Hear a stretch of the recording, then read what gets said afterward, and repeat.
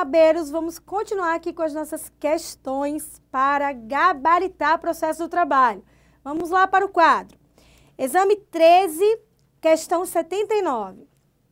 Em outubro de 2013, Gilberto ajuizou a ação contra a empresa CSC Computadores Limitada, na qual ainda trabalha, postulando o pagamento de vale-transporte de 2 meses e o ticket de refeição de 3 meses. O juiz julgou procedente o pedido e, para tanto, valeu-se da Lei 7.418 de 85, a Lei do Vale-Transporte, e da análise da norma coletiva da categoria do autor, que, na cláusula 8ª, garante o benefício da alimentação. A sentença foi prolatada de forma líquida no valor total de R$ 657, mesmo valor de alçada arbitrado na audiência. Diante do que prevê a lei, assinale a alternativa correta. Desta sentença não caberá recurso, tendo em vista a matéria discutida, bem como por se tratar de causa de alçada exclusiva da vara. B. Caberá recurso de apelação, já que a Constituição Federal garante o duplo grau de jurisdição. C. Caberá recurso ordinário, no prazo de 8 dias, por qualquer dos litigantes. D. Por envolver matéria de lei federal, a sentença deve ser submetida ao duplo grau de jurisdição obrigatório. Gente, antes de entrar mesmo nessa questão, eu quero dizer para vocês algumas técnicas que a banca tem para confundir você. Vejam, a conversa começa lá. Olha, ele ainda está trabalhando, pleiteou vale alimentação e também vale transporte, está na lei tal. Para quê? Para tirar o foco do que realmente a questão queria. O que realmente a questão queria aqui estava nesse penúltimo aqui, ó, essa última frasezinha. A sentença foi prolatada de forma líquida no valor total de R$ 657. O que quer dizer? Qual é esse rito? Nós estudamos rito sumário. Uma vez que as ações que tramitam em até 2 salários mínimos à época da propositura, é uma ação que tramita sob o rito sumário. É aquele rito de até 2 salários mínimos que não tem recurso na esfera trabalhista, ok? Então, vamos ver o que está errado aqui, ó. Desta sentença não caberá recurso, tendo em vista a matéria discutida, bem como por se tratar de causa de alçada exclusiva da vara. Então, essa aqui é a questão correta. E por que a letra B não estaria correta? Caberá recurso de apelação, já que a Constituição garante o duplo grau de jurisdição. Tem um monte de coisa errada nessa letra B. A primeira delas é que jamais haverá recurso de apelação no processo do trabalho. Por quê? Às vezes a apelação lá no processo civil, quem faz aqui no processo de trabalho é o recurso ordinário.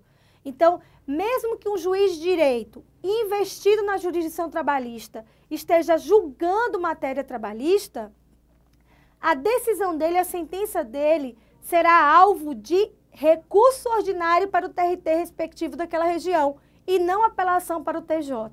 Então, esse recurso de apelação é um recurso que não é da esfera trabalhista, é da esfera da justiça comum, da justiça civil, ok? Já que a Constituição garante duplo grau de jurisdição. É pacificado que o duplo grau de jurisdição não é um recurso, não é um princípio constitucional, né? E sim infraconstitucional. C. Caberá recurso ordinário no prazo de 8 dias por qualquer dos litigantes. Se você entendesse que essa reclamação trabalhista, ela foi ajuizada na vara do trabalho e ela tinha como tramitação o rito ordinário, você teria entendido que o recurso a ser interposto para o TRT seria o recurso ordinário.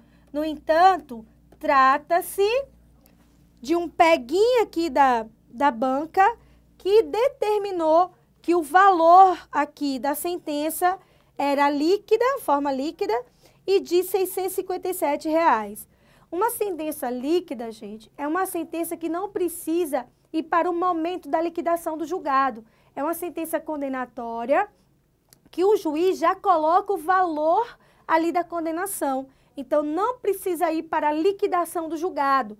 Se a sentença for condenatória e não for líquida, ou seja, o juiz não colocar os valores ali de cada pedido, haverá a fase, ou a subfase, ou a entrefase, como alguns falam, de liquidação do julgado, para que houvesse liquidez do julgado, por meio de cálculos, que é o mais comum no processo do trabalho, meros cálculos aritméticos, arbitramento, quando é necessário um expert, um perito para fazer aquela liquidação, e 3, por artigo, quando um fato deverá ser comprovado na fase aí de liquidação.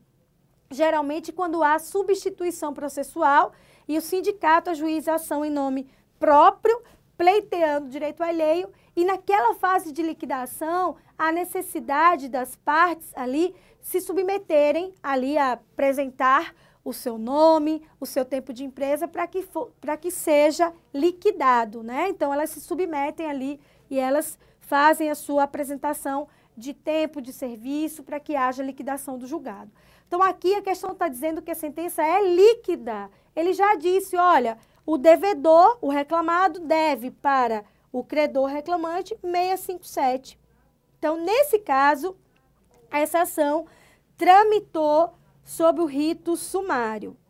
Então, não cabe recurso, porque nós vimos que no rito sumário não cabe recurso. E D, por envolver análise de lei federal, a sentença deve ser submetida ao duplo grau de jurisdição obrigatório. Não, aqui seria apenas, não é porque trata-se de lei federal que tem o duplo grau de jurisdição obrigatório, tá? Então, sobre ritos, vimos que o rito sumário, ele está em desuso e até 2 salários mínimos, não tem recurso na esfera trabalhista e também o rito sumário englobou esse valor. Vimos que o rito sumaríssimo é um rito de até 40 salários mínimos na época da propositura da ação e que não cabe em face da administração pública, direta, fundacional nem autárquica, ainda que o valor da causa seja inferior a 40 salários mínimos. Vimos também que nesse rito, o pedido deverá ser certo ou determinado e o valor correspondente constará na petição inicial e que o reclamado deve estar em local certo e sabido, porque não há citação por edital. Também vimos que essa apreciação deverá acontecer em 15 dias da data do ajuizamento e que nesse rito cabe tanto a prova testemunhal, até 2 testemunhas, como documental, como pericial, sendo que, quando a prova do fato exigir, o juiz nomeará de imediato o perito e as partes terão prazo para manifestação do laudo pericial em 5 dias, né? Vimos também que não há uma intimação de testemunha, salvo comprovadamente convidada, ela deixou de comparecer em audiência. Vimos também que a sentença, ela é dispensado o relatório, o juiz apenas coloca os fatos relevantes ali que aconteceram no processo. E vimos também que cabem todos os tipos de recurso, mas o recurso ordinário tem um cabimento igual e procedimento diferente, e a revista, o procedimento diferente, o procedimento igual e o cabimento diferente. Vimos tudo isso sobre esses 2 ritos. O rito ordinário é aquele que o valor da causa ultrapassa 40 salários mínimos, é mais que 40 salários mínimos, à época da propositura da ação ou, nesse caso, precisar de citação por edital. Ele vai para o rito ordinário. Ou ainda que tenha no polo da ação a administração pública, direta, fundacional ou autárquica, vez que não caberá no rito sumaríssimo. Ok, gente? Então, seguindo. Agora nós vamos falar de prazos processuais. Prazos processuais, ok? Vejam o que disse, o que pediu o exame 6, unificado, questão 78. Uma ação é movida contra 2 empresas integrantes do mesmo grupo econômico e uma terceira que alegadamente foi tomadora dos serviços durante parte do contrato. Cada empresa possui um advogado. No caso de interposição do recurso de revista, A, o prazo será computado em dobro porque há litisconsórcio passivo com procuradores diferentes. B, o prazo será contado normalmente. C, o prazo será de 10 dias. D, fica a critério do juiz deferir a dilação do prazo para não prejudicar os réus quanto à empresa, a ampla defesa. Desde já, nós vamos dizer que a letra B é a letra correta. O prazo será contado normalmente. Por quê? O fato de haverem litisconsortes com procuradores distintos não faz o prazo ser diferenciado como é lá no CPC. O artigo 191 do CPC vai dizer que o prazo é diferenciado quando houverem litisconsortes com advogados distintos, diferentes. Já no TST, a orientação jurisprudencial 310 da STI1 vai dizer que não é o fato de existir vários advogados com vários litisconsortes que faz com que o prazo seja diferenciado. O prazo seria igual. Então, sobre prazos, o que a gente tem que levar para a prova? Que prazos? O prazo, ele começa a sua contagem excluindo o dia do começo, tirando o dia do começo e incluindo do final, que algumas pessoas têm prerrogativa de prazo, e isso faz com que o seu prazo para contestar quadruplique 4 vezes o tempo para contestar e 12 vezes o tempo para recorrer. São elas o que estão estabelecidas no Decreto-Lei 779 de 1969. União, estados, Distrito Federal, municípios, suas autarquias e fundações sem intenção, sem intuito econômico, ok? Além disso, o Ministério Público do Trabalho também tem prerrogativa de prazo. Também nós temos os Correios, que têm natureza de fazenda pública. Mas não tem prerrogativa de prazo as entidades de fiscalização de profissão, não tem prerrogativa de prazo as entidades que fiscalizam as profissões. A exemplo, OAB, CRM, CRC, eles não têm prerrogativa de prazo, é o prazo comum. E também não tem prerrogativa de prazo quando houverem litisconsortes aí distintos, vários litisconsortes com advogados distintos. Haverá o mesmo prazo para interpor recurso ou para contestar, ok? Além disso, gente, é interessante vocês levarem para a prova, não sei se vocês perceberam, mas a questão fala tanto de prazo como de recurso. Então, os prazos em espécie. Recurso é muito tranquilo de você memorizar. Por quê? Basicamente, todos os nossos recursos têm 8 dias para interpor. 8 dias para interpor. Então, quais são esses recursos que têm 8 dias para sua interposição? Recurso ordinário, recurso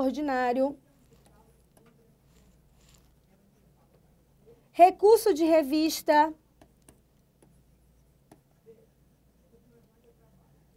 embargos ao TST, agravo de petição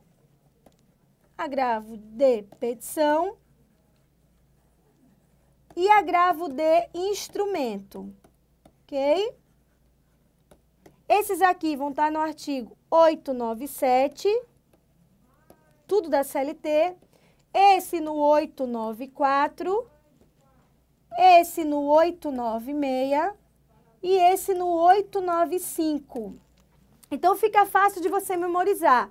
Ó, agravo de instrumento, agravo de petição, recurso ordinário, recurso de revista, embargos ao TST, nós temos prazo de interpor de 8 dias. O recurso adesivo também, 8 dias para sua interposição. Só que lá no recurso adesivo, o prazo é da contrarrazão ao recurso principal. Vocês vão ver com o professor Disseu Medeiros, ok? Então, eu tenho 8 dias para interpor. E quais são os recursos que fogem a essa regra? Embargos de declaração, 5 dias para oposição. Recurso extraordinário, lá para o STF, 15 dias. E também o agravo regimental, que vai depender do regimento interno do tribunal. Então, vocês vejam aí que existe uma uniformização de prazos para a interposição de recurso. Além disso, você tem que memorizar outros prazos.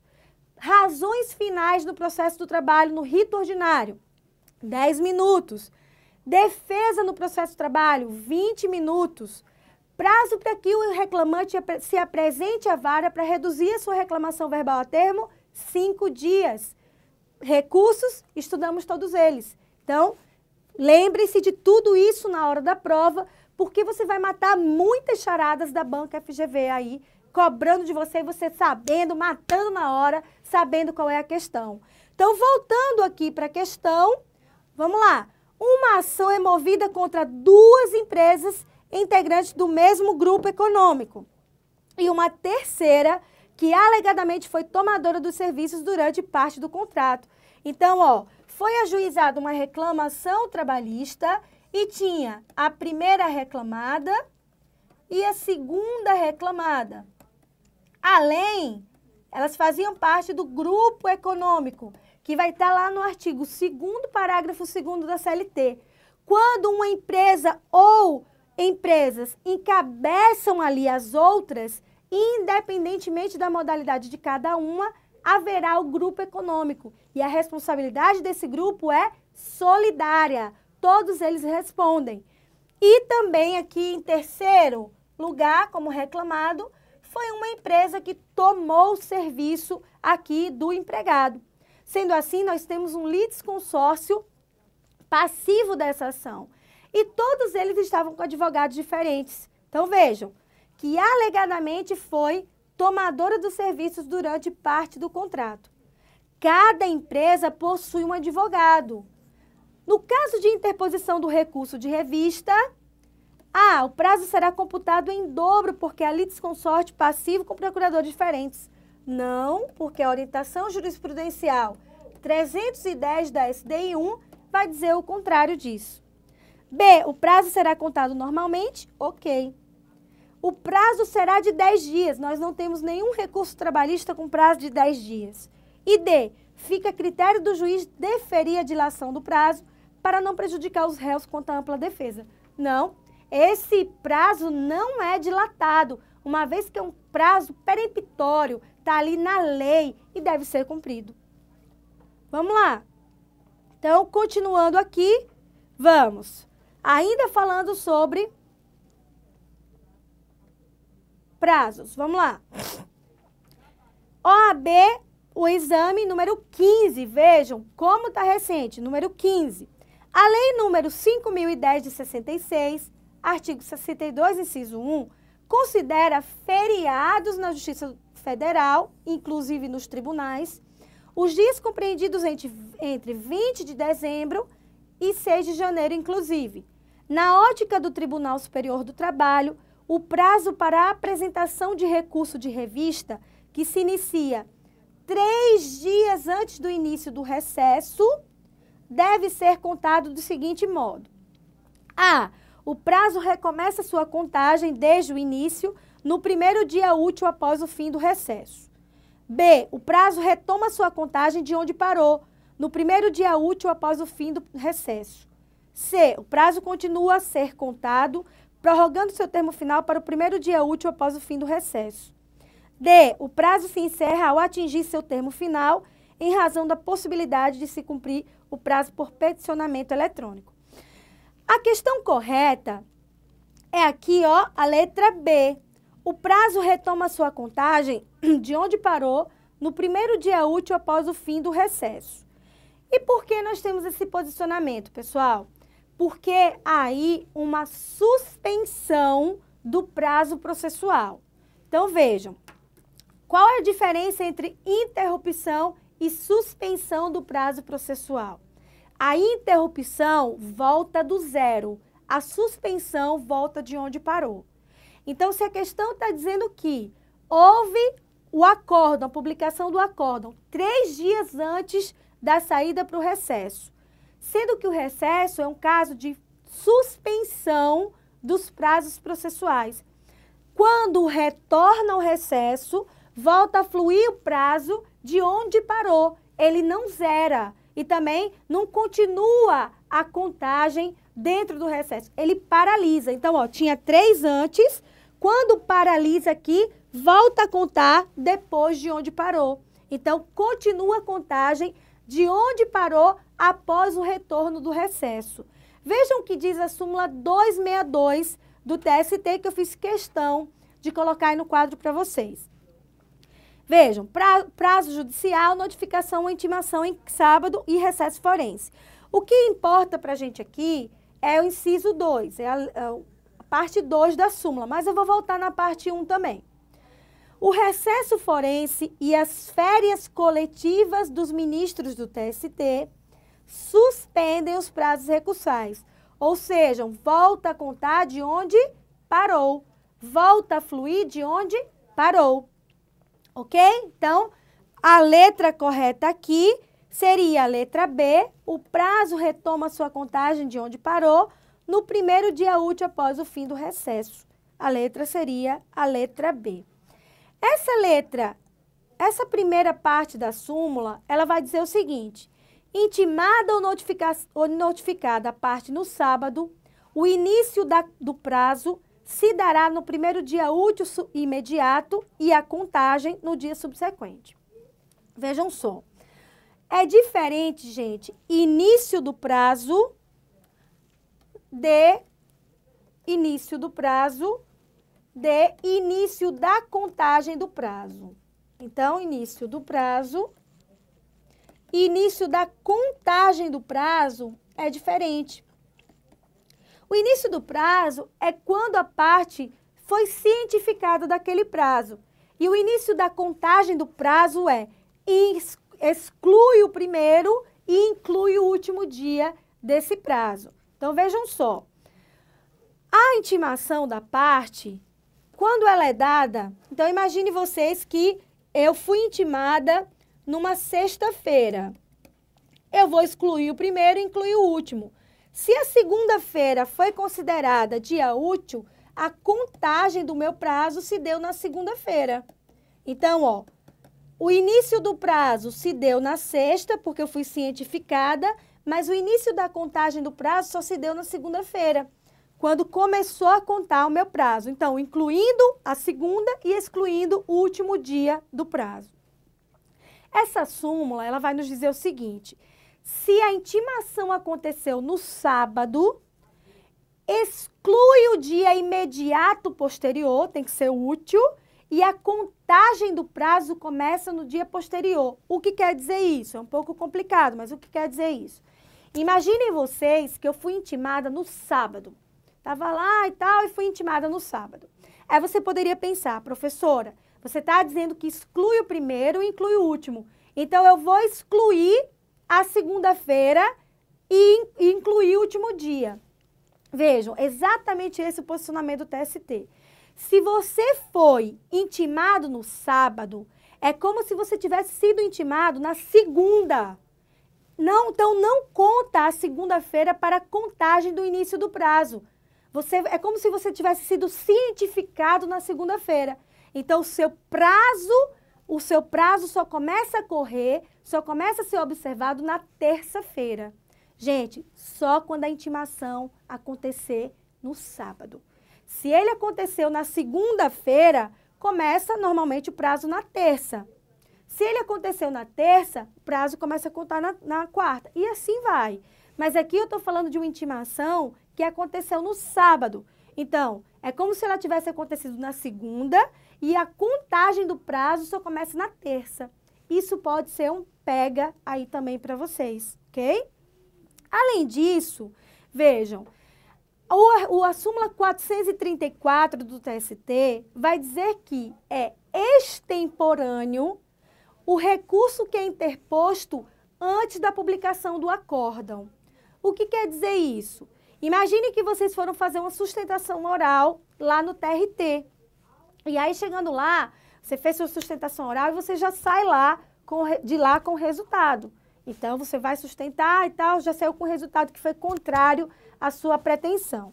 Chegando no escritório, a sua vontade é fazer logo esse recurso e logo dar entrada. A súmula 434 vai dizer que é necessário a publicação desse acórdão,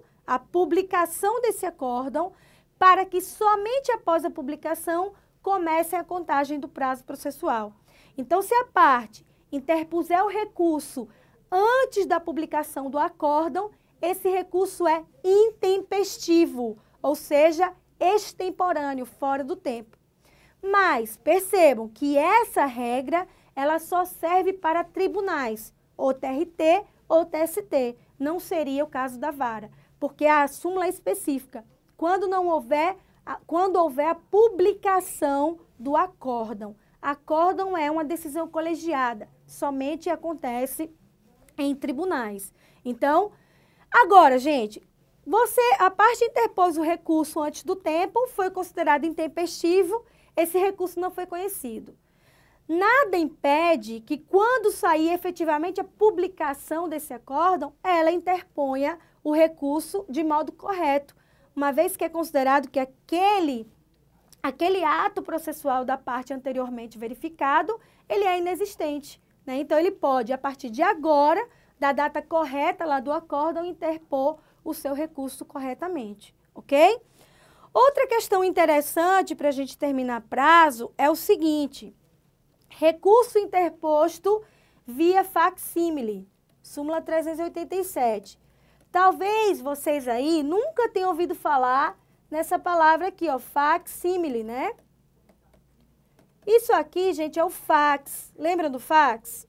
Tá um pouco em desuso, mas essa súmula, ela existe e é possível ainda a sua interposição dessa maneira.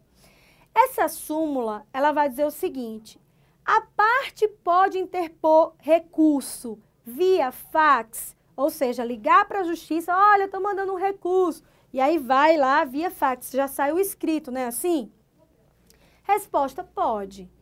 Ela tem que juntar os originais nos autos em 5 dias a partir do momento do término do seu prazo fatal do recurso. O que quer dizer isso? Vejam, imagine que eu queira interpor um recurso ordinário. Ele tem prazo de 8 dias para interpor. Eu interpus o recurso no 3º dia. Pode? Pode. Os 5 dias que a súmula fala serão contados a partir da data do protocolo ou da data fatal que eu teria para interpor o recurso. A súmula vai dizer que são 5 dias a partir do prazo fatal. Então, se a parte ela resolveu interpor recurso antes do tempo, é possível, antes do prazo fatal? É. Não importa. Essa juntada dos originais nos autos do processo só será observada a partir da data fatal da interposição do recurso, ou seja, a partir do 8º dia ali, excluindo o primeiro, ele vai poder aí apresentar o seu original nos autos do processo. Dei uma lida na súmula, gente, 387 do TST e também a súmula 434, além de tudo isso que eu já falei para vocês. Falando em súmula e OJ, pessoal, a leitura das súmulas e OJs, ela é imprescindível para vocês que estão fazendo OAB primeira fase. Não tem jeito, tem que dar uma lida em súmula e OJ, porque a FGV, ela cobra demais súmulas e orientações jurisprudenciais do TST, né? Que são jurisprudências reiteradas. A diferença é que nas OJs, elas são feitas pelas SDI e SDC. SDI é uma seção dentro do TST. Tem as turmas, que são 8 turmas, tem a SDI, que é dividida em SDI 1 e SDI 2. Por isso que vocês encontram orientações jurisprudenciais da SDI 1 e da SDI 2. E também tem as orientações jurisprudenciais da SDC, Seção de Dissídios Coletivos, além das súmulas do TST, que são jurisprudências mais reiteradas do que as OJs. Então, é muito comum vocês encontrarem aí orientações jurisprudenciais que foram transformadas em súmulas de jurisprudência, porque foram mais reiteradas ainda. É muito comum mesmo. O contrário não é possível. Uma súmula não pode voltar a ser uma OJ, ok? Então, vamos olhar aqui para finalizar a nossa questão. Nossa questão aqui, para a gente fechar o nosso raciocínio. Vejam só. A Lei E número tal, inciso tal, considera feriados na Justiça Federal, inclusive nos tribunais, os dias compreendidos entre 20 de dezembro e 6 de janeiro, inclusive. Na ótica do TST, o prazo para apresentação do recurso de revista, que se inicia 3 dias antes do início do recesso, deve ser contado da seguinte modo. O prazo recomeça sua contagem desde o início? Não. Desde o início seria um caso de interrupção, o que não é possível no caso apresentado pela FGV. B, o prazo retoma sua contagem de onde parou. Isso aqui nós vimos que é a correta. C, o prazo continua a ser contado, prorrogando seu termo final para o primeiro dia útil após o recesso? Não. É pelo que restou do prazo. E D, o prazo se encerra ao atingir seu termo final? Não, não é seu termo final. Ele é suspenso e volta a fluir após o retorno do recesso aí forense ou das férias dos ministros do TST. Ok? Próxima aula falaremos sobre as ações especiais. Nossa última aula. Até mais.